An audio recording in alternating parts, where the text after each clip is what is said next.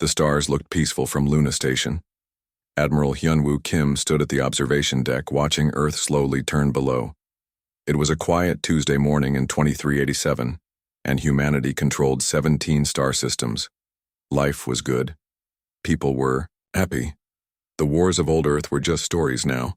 Then the alarm started screaming. Kim ran to the command center. Officers were shouting over each other. Computer screens flashed red warnings. Something was happening that had never happened before in human history. "Sir, we're getting a signal," said Commander Taemin Park. His face was pale. "It's not from any human ship or station." Kim felt his heart skip. "What do you mean?" "It's alien, sir. The first confirmed alien transmission ever received." Dr. Bora Lee was already working at her station. As the fleet's expert on languages, she was trying to make sense of the strange sounds coming through the speakers. The signal was weak, but steady, repeating the same pattern over and over. "Where is it coming from?" Kim asked.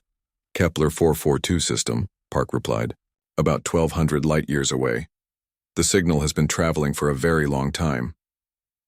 Bora looked up from her computer. "Admiral, I'm getting some words. The mathematics are helping me understand their language. They're using basic concepts that any intelligent species would know."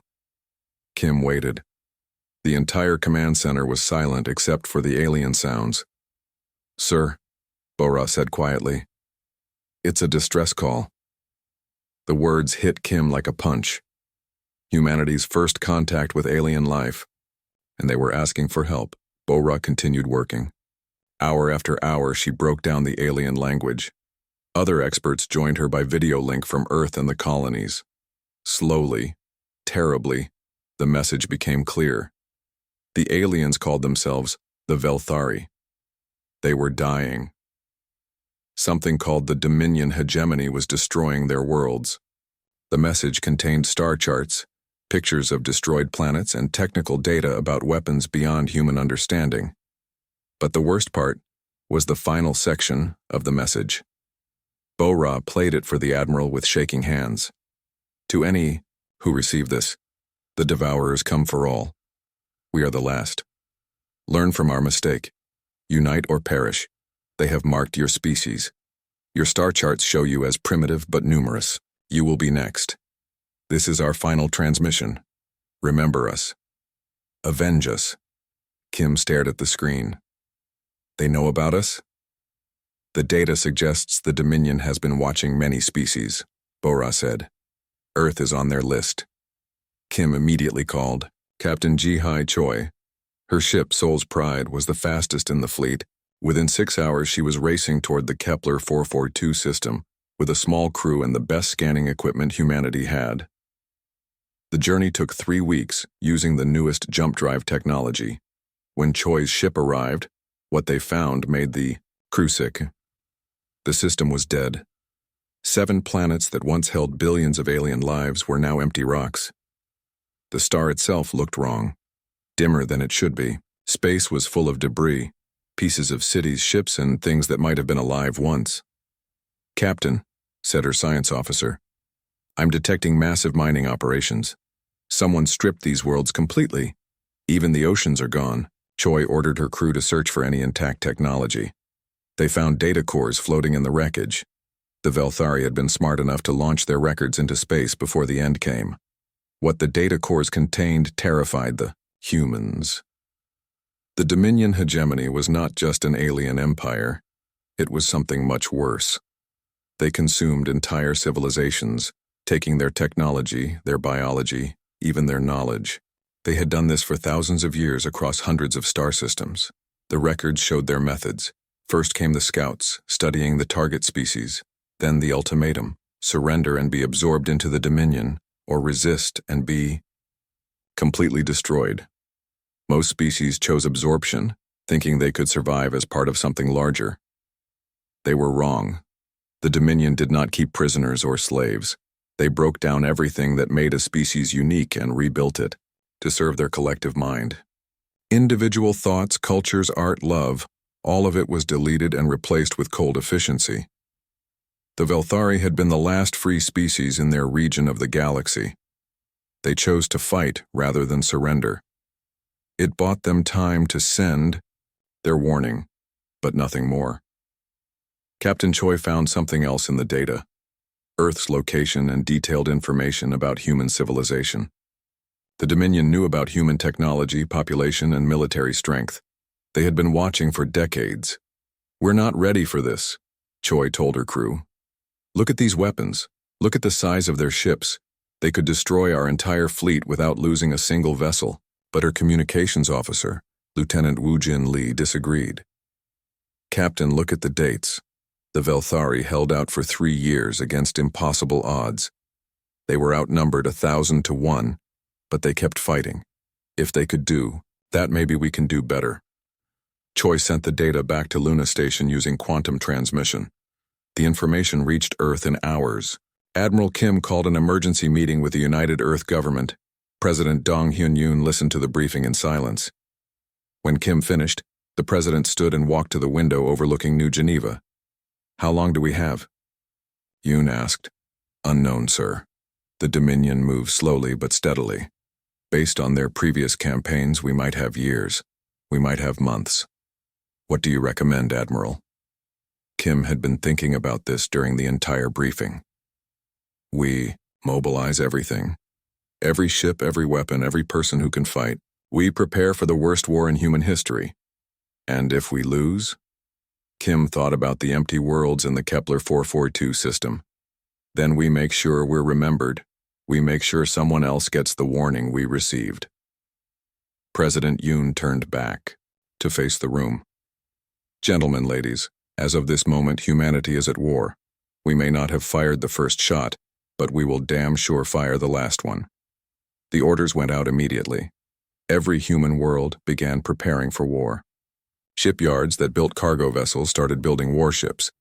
Scientists who studied peaceful technologies began designing weapons. Children said goodbye to parents who might never come home.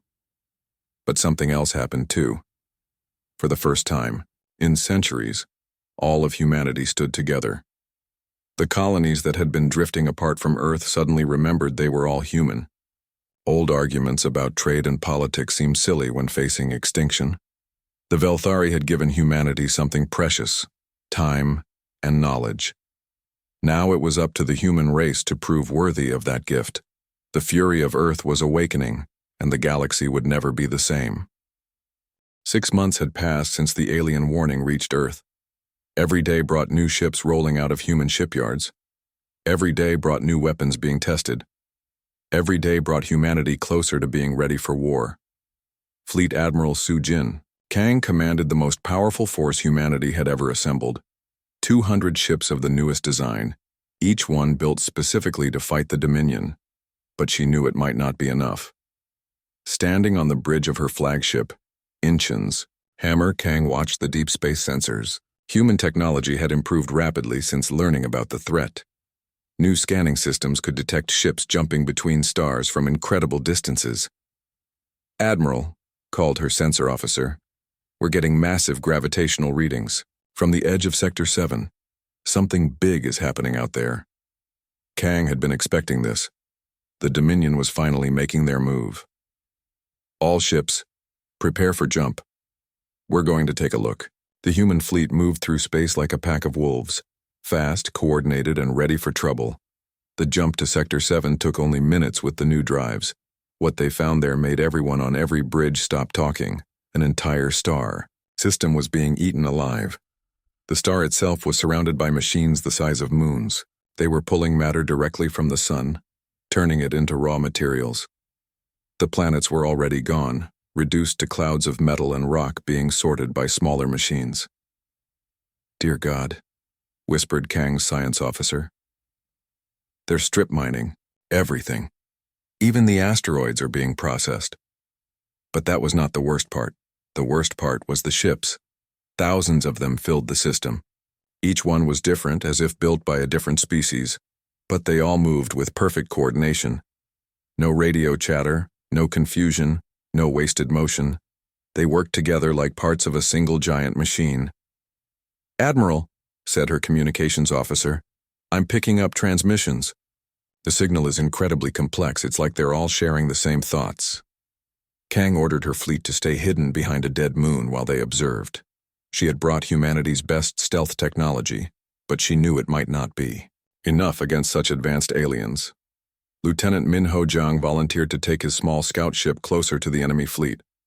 The Busan's Ghost was humanity's most advanced stealth vessel, covered in materials that absorbed sensor waves. If anyone could get close enough to gather intelligence, it was Jang. For 2 hours, Jang's ship drifted through the edge of the alien fleet. His cameras recorded everything: ship designs, weapon systems, and the terrifying efficiency of the Dominion operation. "My God," Jang reported quietly. "They're not just different species working together. Look at these ships. The crews are mixed. Different alien body types working side by side, but they all move exactly the same way." The truth was becoming clear. The Dominion did not just conquer other species. They changed them. They took away everything that made each species unique and turned them into identical parts of their collective mind. Jang was about to turn back when his ship's sensors detected something that made his blood freeze. A massive vessel, larger than anything humanity had ever built, was moving toward his position. It had found him. "Admiral, I'm detected. The big one is coming for me. Transmitting all data now." Kang watched helplessly as her screens showed the massive alien ship closing in on Jang's position. The enemy vessel was shaped like a twisted cathedral, covered in weapons that could destroy a human city with one shot. "Jang, get out of there. Full power. Maximum speed." "Already on it, Admiral, but they're fast. Really fast." The chase that followed showed humanity exactly what they were facing. Jang's ship was the fastest thing humans had ever built, but the alien vessel stayed right behind him. Worse, it was not alone. Other ships were moving to cut off his escape route. Jang proved why he was considered humanity's best pilot. He sent his ship diving between the massive mining machines, using their interference to block enemy sensors. He flew through clouds of debris that would have shredded a larger vessel. He even used the gravity of the dying star to slingshot away from his pursuers. But the aliens learned from every move he made. Their ships adjusted their tactics in real time, sharing information instantly across the entire fleet. It was like fighting an enemy that could think with thousands of brains at once. "They're predicting my moves," Jang reported. "Whatever I try, they're already preparing for it." That was when Jang did something completely human. Instead of following any logical escape plan, he did something random. He shut down his engines and let his ship drift like space debris. The alien ships flew right past him. "Apparently," Jang said with relief, "they don't expect people to do stupid things." Jang made it back to the human fleet, but barely. His ship was damaged and his crew was shaken. The data they had gathered, however, was priceless. Dr. H.A. Shin analyzed the recordings for hours. As humanity's best military strategist, her job was to figure out how to fight an enemy that seemed impossible to defeat. "The bad news," she told Admiral Kang, "is that they're everything we feared and worse. Their technology is centuries ahead of ours. They have perfect coordination. Their ships are built from the combined knowledge of dozens of conquered species. And the good news? They think like a machine, not like living beings. Every decision is logical and predictable. That might be something we can use." Before Shin could explain further, every human ship in the fleet received the same message. It came in perfect human language, transmitted on frequencies that human radios used. "Primitive bipeds of the Sol system. We are the Dominion hegemony. Your species shows potential for integration into our collective. Submit to evaluation and absorption. Resistance will result in total biomass reclamation. You have 24 hours to comply." The message continued with details about surrender procedures. The aliens wanted humanity to gather at specific locations, where Dominion ships would collect them for processing. They promised that useful humans would be preserved as part of the collective mind. Admiral Kang forwarded the message to Earth immediately. Within hours, President Yoon's response was being broadcast across all human space. "To the Dominion hegemony, humanity has received your ultimatum. We have considered your terms carefully. Our response is simple: no, we are not primitive bipeds. We are human beings and we bow to no one. You want a war? You have one. The effect on the Dominion fleet was immediate. The massive ships began moving away from their mining operation and toward human space. Long-range sensors showed them forming into attack formations. "Admiral," reported her tactical officer, "enemy fleet composition is incredible. I count over 12,000 vessels of various sizes. The largest ones are bigger than our space stations." Kang looked at her own fleet of 200 ships. The math was not encouraging. "Sir," said Lieutenant Commander Bo Kyung-han, "what are your orders?" Kang thought about the empty worlds they had seen in the Kepler 442 system. She thought about Earth, with its blue oceans and white clouds. She thought about human children who had never seen war. "We go home," she said. "We prepare our defenses, and we show these aliens what happens when you threaten humanity." The human fleet began its journey back to Sol system. Behind them, the Dominion Armada followed like a dark storm moving across the stars. The war that would decide the fate of the galaxy was about to begin. Humanity had chosen to fight rather than surrender. Now they would discover if courage and determination could overcome impossible odds. The shadow of the hegemony was falling across human space, but Earth's fury was rising to meet it. President Yoon's declaration of war changed everything across human space. Within hours of the broadcast, something incredible began happening. Humanity was waking up. On Earth, factories that had been making civilian goods switched to military production. On Mars, the great shipyards began working around the clock. In the asteroid belt, mining operations started extracting materials for weapons instead of trade goods. But the most important changes were happening in the minds of human beings. Commander Woo-Jin Lee stood in the experimental lab on Luna Station, staring at technology that would have been impossible just months ago. The pressure of facing extinction had pushed human science forward by decades. "Show me again," he said to Dr. Woo-Jin. The doctor activated the neural web system. Immediately, Lee's mind filled with information from a dozen other test pilots, scattered across the solar system. He could feel their thoughts, their reactions, their intentions, but unlike the cold collective mind of the Dominion, this connection felt warm and alive. "Each pilot keeps their personality," Dr. O explained, "but they can share information instantly. When one pilot learns something, they all learn it. When one pilot sees an enemy ship, they all see it." Lee nodded. He could feel the other pilots' emotions, their fear, their determination, their love for home. Instead of making them weak, these feelings made the connection stronger. "How many ships? Can we link this way?" "We've tested up to 50 so far. Theoretically, there's no limit. But the more minds you connect, the more chaotic it becomes.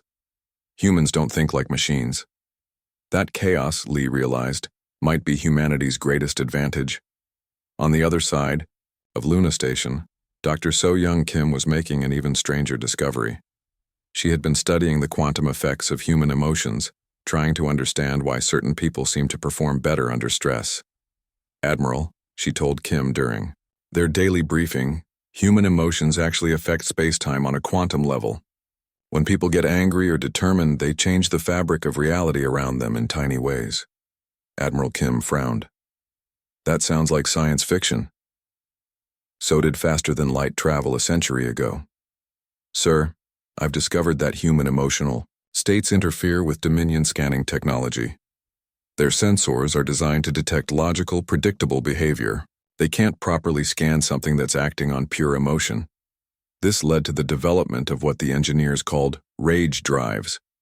The new propulsion systems worked by tapping into the quantum effects of human determination.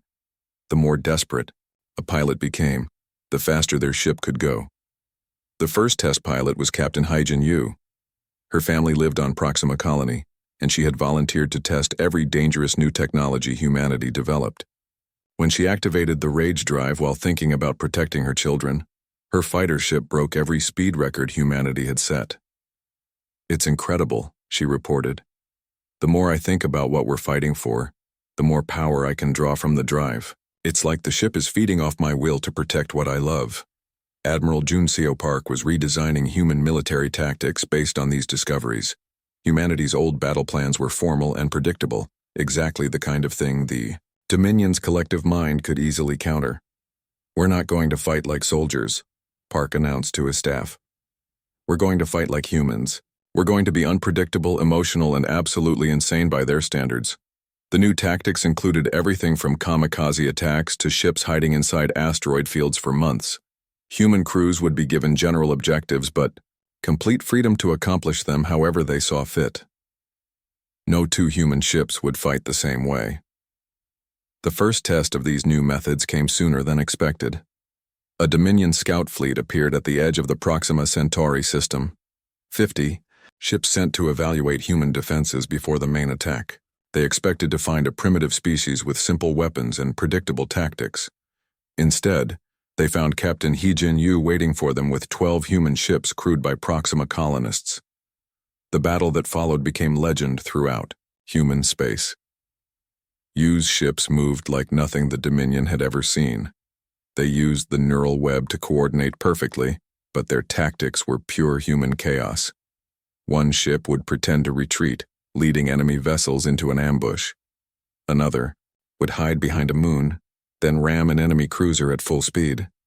The colonist crews fought with desperate fury. These were not professional soldiers. They were farmers, miners, teachers, and shopkeepers. But they were fighting for their children's survival, and that made them dangerous beyond belief. "Rage drive at maximum," Yu announced over the communication system. "All ships, think about home. Think about what we're protecting." The human ships began moving faster than their engines should have allowed. Their weapons hit harder than the power ratings suggested. The quantum effects of human emotion were turning ordinary spacecraft into instruments of pure determination. The Dominion ships tried to adapt their tactics, but the humans kept changing their approach. When the aliens learned to counter one strategy, the humans would immediately switch to something completely different. The turning point came when Yu's ship, the Busan's Dream, lost its weapons in a direct hit from a Dominion cruiser. Instead of retreating, she ordered her crew to ram the enemy vessel. "This is for my daughter," she said as her ship plowed into the alien cruiser at full speed. Both ships were destroyed, but the explosion damaged 3 other enemy vessels. More importantly, it sent a message that terrified the collective mind of the Dominion. The humans were willing to die. Not just willing, they were eager to sacrifice themselves if it meant protecting something they loved. This was behavior the Dominion had never encountered. Their collective mind was based on perfect self-preservation. The idea of voluntary death was impossible for them to understand. The remaining human ships pressed their attack with even greater fury. They rammed damaged enemy vessels. They detonated their own reactors to take out larger ships. They fought until every Dominion vessel in the system was destroyed. Only 3 human ships survived the battle, but they had achieved the impossible. A tiny force of defenders had completely annihilated a Dominion scout fleet. The battle data was immediately transmitted to every human world. The message was clear. The enemy could be beaten. They were advanced and numerous, but they were not invincible. More importantly, the battle recordings showed something else. In the final moments, when the last Dominion ship was trying to escape, its crew had done something unprecedented. They had screamed. For the first time in their 1,000-year expansion, the Dominion hegemony had encountered something that frightened them. A species that became more dangerous when cornered. A species that fought harder when they were losing. A species that would rather die than surrender their freedom. The collective mind of the Dominion analyzed the battle data over and over, but could not find a logical explanation for human behavior. Their tactical computers could not predict actions based on emotion, rather than survival instinct. That data was transmitted back to the main Dominion fleet, now only months away from human space. For the first time in centuries, the collective mind felt something like uncertainty. Meanwhile, across human civilization, the victory at Proxima Colony sparked a transformation unlike anything in human history. Every person, from child to elder, understood what was coming. And every person was preparing to fight. The Dominion had awakened something in humanity that had been sleeping since the end of Earth's wars. They had reminded humans what they were truly capable of when everything they loved was threatened. Earth's Fury was fully awake now, and it was magnificent and terrible to behold. The news of humanity's first victory spread across human space faster than light itself. On every world and every station, people celebrated the impossible victory at Proxima Colony. But Admiral Kim knew the real test was still coming. Long range. Sensors painted a terrifying picture. The main Dominion fleet was enormous, over 12,000 ships of various sizes, some as large as human cities. At its head was something that made even veteran officers nervous, a massive command vessel designated by Dominion Communications as Primary Assimilator Nexus 9. "Sir," reported his intelligence officer, "we've decoded some of their transmissions. Nexus 9 appears to be their most experienced field commander. It has personally overseen the conquest of over 200 star systems." Kim studied the tactical displays. Even with all of humanity's new weapons and tactics, the math was not encouraging. The human fleet had grown to nearly 8,000 ships, but most of them were converted civilian vessels. That was when humanity revealed its secret weapon. It was not a new technology or a superweapon. It was something much more dangerous. An entire civilization that had weaponized itself. Colonel Da-Un Song stood on the bridge of her flagship, the converted luxury liner Busan's Dream. Around her, 1,000 civilian ships had been transformed into instruments of war. Cargo haulers carried massive missile loads. Mining ships had been equipped with ram prows and antimatter charges. Even passenger liners had been fitted with neural web systems and heavy weapons. "This is the Ghost Fleet," Song announced to her crews. "We're shopkeepers and farmers, teachers and miners. But today, we're the nightmare that the Dominion never saw coming." The Ghost Fleet was entirely crewed by volunteers. Every person aboard had lost someone at Proxima Colony or had family on worlds that would be next if humanity lost. They were not professional soldiers, but they were human beings fighting for everything they loved. Captain Kyung-ho Bae commanded humanity's most advanced warship, the dreadnought Seoul Ascendant. His ship was powered by the most sophisticated rage drive ever built. As the battle approached, the quantum effects of his crew's determination began affecting the space around the ship. "Sir," reported his science officer, "the rage drive is generating effects we've never seen before. It's like our emotional state is changing the fundamental properties of space-time around us." Bay could feel it too. Every time he thought about Earth, about the children who would never grow up if humanity lost, the ship's power systems responded. The weapons charged faster. The engines ran smoother. Even the hull seemed to grow stronger. The largest space battle in galactic history began at the edge of the Sol system, near the orbit of Pluto. The Dominion fleet arrived exactly as their tactical computers had predicted, 12,000 ships in perfect formation, moving with the cold precision that had conquered hundreds of worlds. Primary Assimilator Nexus 9 expected to face a primitive species with crude weapons and simple tactics. Instead, they encountered madness.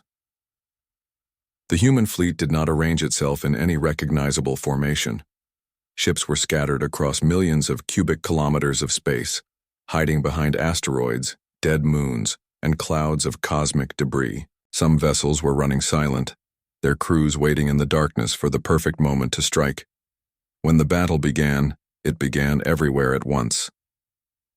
Captain Min-suk Park led a squadron of converted cargo ships in a direct assault on the Dominion's left flank. Her vessels looked like helpless civilian craft right up until they opened fire with weapons that could crack a moon. "For Proxima Colony," she screamed as her ship, the Incheon's Revenge, launched a spread of quantum torpedoes that tore through 3 enemy cruisers. On the other side of the battle, Commander Jin-A Kim was proving that humans could be even more unpredictable than the aliens had feared. Her stealth ships would appear from nowhere, strike with devastating force, and vanish before the enemy could respond. "The key is never doing the same thing twice," she told her pilots. "Make them guess. Make them afraid of the darkness." But the real shock came when the Ghost Fleet revealed itself. 1,000 civilian ships crewed by ordinary people suddenly appeared from behind Saturn's rings. They moved like a swarm of angry insects, each ship following its own path but all working toward the same goal. The Dominion's collective mind tried to process what it was seeing. But human tactics made no sense. Cargo ships were ramming heavy cruisers. Mining vessels were using industrial equipment as weapons. Passenger liners were launching fighters that moved like nothing in any tactical database. Primary assimilator Nexus 9 attempted to adapt its strategy, but adaptation required understanding.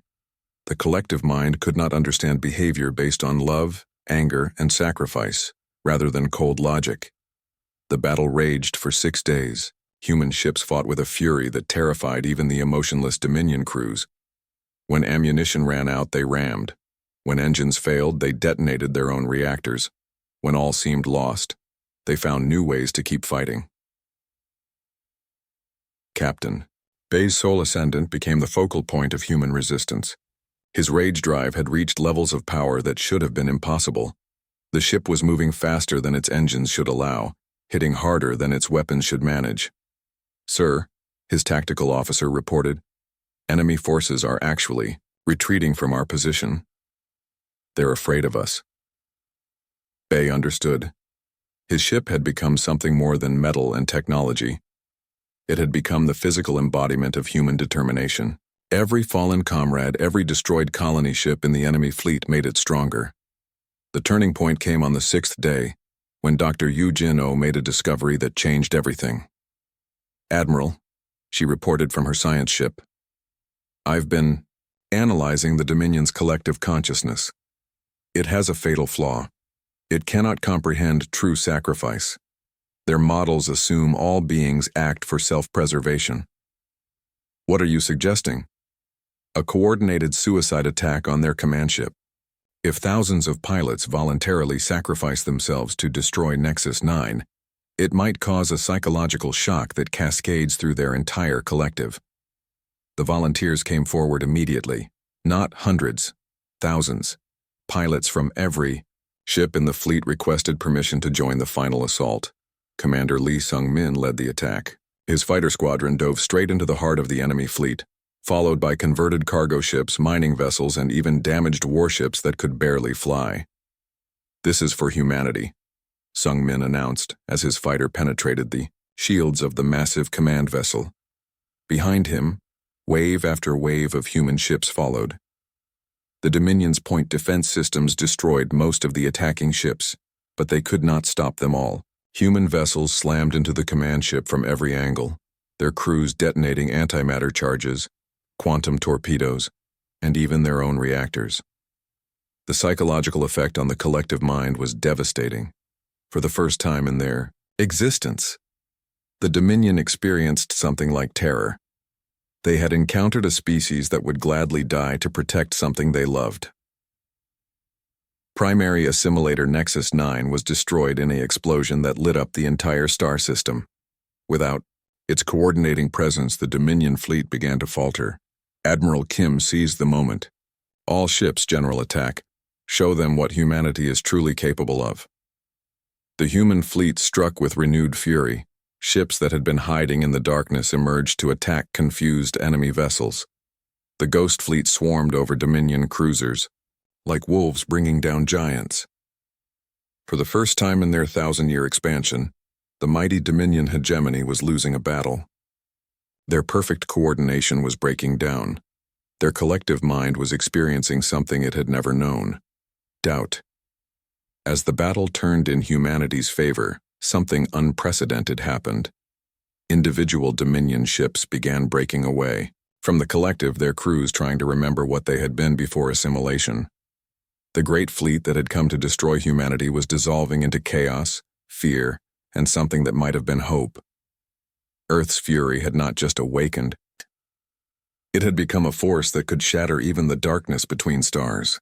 The explosion that destroyed primary assimilator Nexus 9 sent shockwaves through more than just space. The collective mind of the Dominion hegemony, which had operated with perfect unity for 1,000 years, suddenly experienced something it had never known: chaos. Admiral Kim watched from his command ship as the enemy fleet began to fall apart. Dominion vessels that had moved with machine-like precision were now drifting aimlessly. Some were firing on their own allies. Others were trying to flee in different directions. "Sir," reported his communications officer, We're detecting massive amounts of radio chatter from the enemy fleet. Different languages, different transmission protocols. It's like they're all trying to talk at once. Kim realized what was happening. The death of their primary coordinator had broken the collective mind that held the Dominion together. For the first time in centuries, individual beings were starting to think their own thoughts. But Kim had learned something important from the Velthari's final message. The aliens had warned that unity was essential for survival. That meant not just unity among humans, but unity among all free beings in the galaxy. Instead of pressing the attack, Kim made a decision that surprised everyone. All human ships cease fire. Open communications to the enemy fleet. "Sir," questioned his tactical officer, "we're going to do something the Dominion never expected. We're going to offer them mercy." Kim's message went out on all frequencies, translated into every language the human computers could manage. "This is Admiral Kim of the Earth Defense Fleet. Your command structure is destroyed. Your collective is broken. You have a choice now that you haven't had in centuries. You can remember who you were before you became part of the Dominion. Surrender your weapons and we will help you find your way home." The response was immediate and overwhelming. Thousands of alien voices responded in dozens of languages. Most were confused, asking questions about concepts they had forgotten. Individuality, choice, freedom. Captain Su Ah Lim commanded the hospital ship Gwangju Mercy. Within hours of the Admiral's offer, her ship was surrounded by enemy vessels, whose crews were begging for help. "Admiral," she reported, "these beings don't even remember their own names. The collective mind replaced their individual identities with numbers and functions. Some of them have been part of the Dominion for hundreds of years." The massive humanitarian operation that followed showed the galaxy something it had never seen: humans helping their former enemies recover their lost selves. Dr. Bora Lee, who had first decoded the Velthari message, worked around the clock to help alien crews remember their original languages. Commander Park helped coordinate the distribution of food and medical supplies to beings who had forgotten they had individual needs. But not all of the Dominion ships chose surrender. A core group of vessels, crewed by beings who had been part of the collective for so long they could not imagine existing any other way, attempted to reform the hegemony under a new commander. Captain Kyung-ho Bae's sole ascendant faced this final resistance. His rage drive, powered by humanity's determination to protect the newly freed aliens, performed beyond all expectations. "They want to rebuild their empire of slaves," Bae told his crew. "That's not going to happen, not while humans draw breath." The final battle was brief but decisive. The remaining Dominion loyalists fought with their old precision, but they were facing a human crew that was fighting not just for their own survival, but for the freedom of every being in the galaxy. Bae's ship moved through the enemy formation, like an instrument of pure justice. Every shot was perfect. Every maneuver was flawless.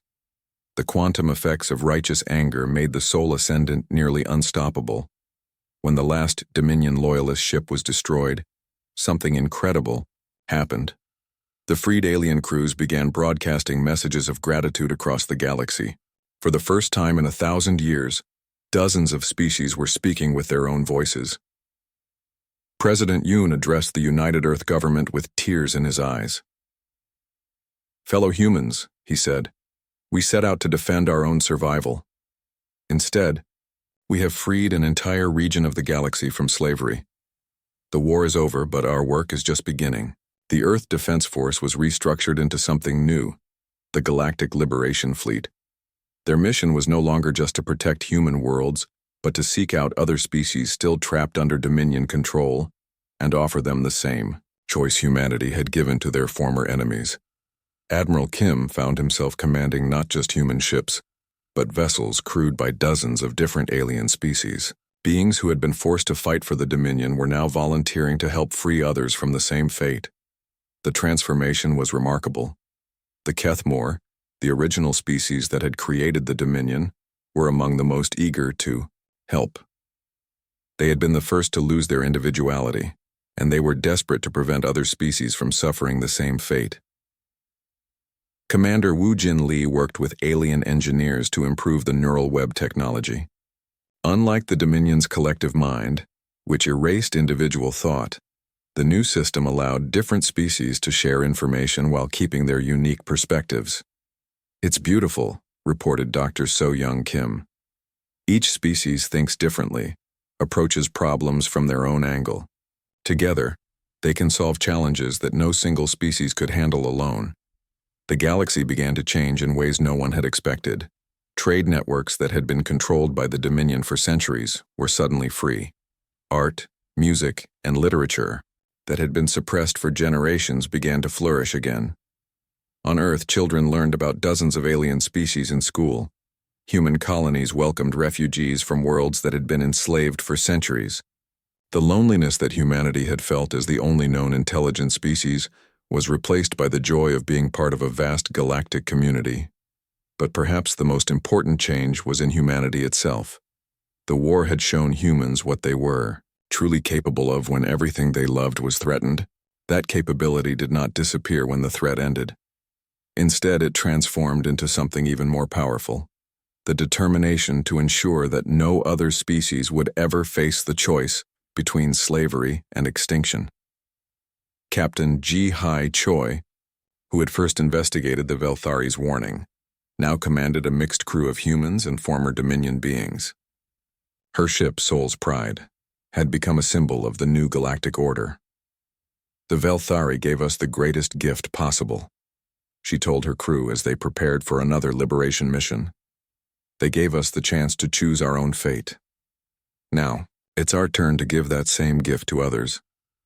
Admiral Kim stood once again at the observation deck of Luna Station, but now the view was very different. Instead of just human ships, the space around Earth was filled with vessels from dozens of species. Former enemies had become friends and allies. A message arrived on his personal communicator, a report from the Outer Rim territories. Another group of Dominion loyalists had been discovered holding a system of primitive but intelligent beings hostage. The Liberation Fleet was already moving to respond. Kim smiled. The alien SOS that had awakened Earth's fury had ultimately saved not just humanity but the entire galaxy. In trying to destroy human individuality, the Dominion had instead unleashed it upon the cosmos. The war was over, but the work of freedom had only just begun, and humanity, along with their new alien friends, was ready for whatever challenges the galaxy might bring. The darkness between the stars had been lit by the fury of Earth, and that light would never be extinguished again. Every being in the galaxy now had the most precious thing of all: the right to choose their own destiny. The Dominion hegemony was dead. In its place, a new alliance of free beings was being born, with humanity at its heart, not as conquerors, but as the guardians of liberty itself. The galaxy would never be the same, and that was exactly how humanity wanted it.